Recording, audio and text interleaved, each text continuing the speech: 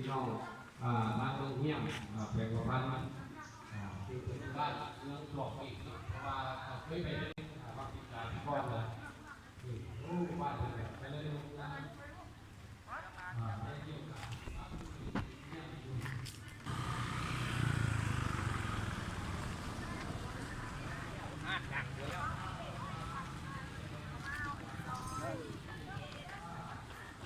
ไม่ก็ยัง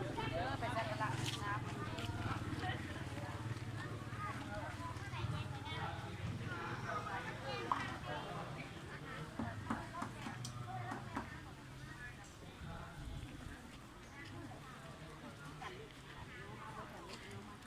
ซาซอยบนอ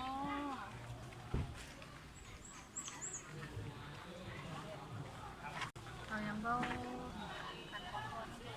สวยมากทำร้อนร้อนมาด้วยสบายดีอยากได้ยังสวย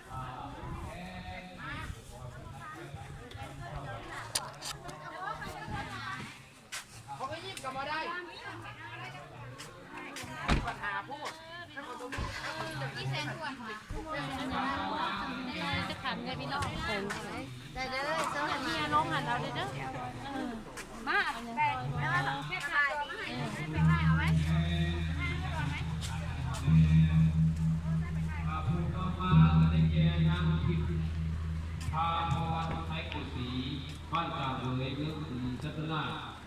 เมืองศรีนาแขวงนครหลวงเวียงแก่นเป็นกระบวนการที่พันธี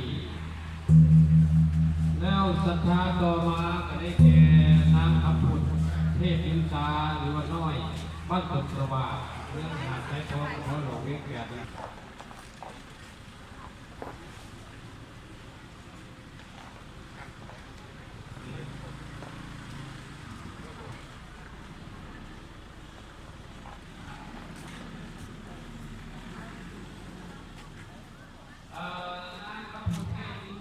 ขอทานนาจะพิการว่าแต่ก็ผู้พูด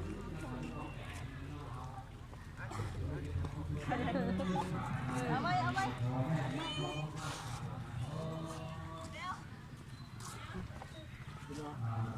ติดตัวเป็นคอมเป็นลาย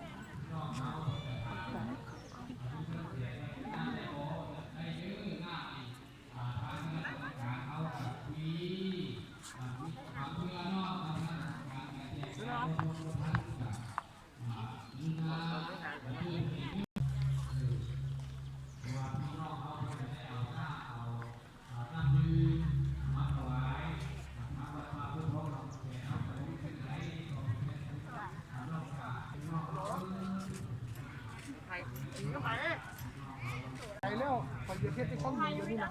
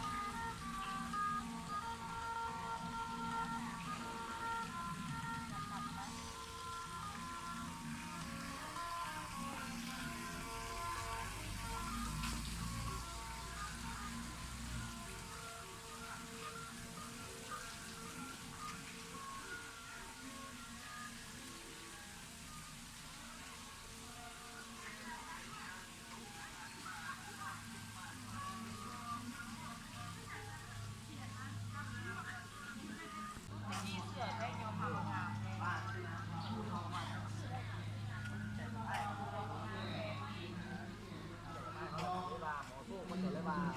เปลี่ยนโซเฟอร์ว่าโซเฟอร์ของโซเฟอร์นี่มีปัญหา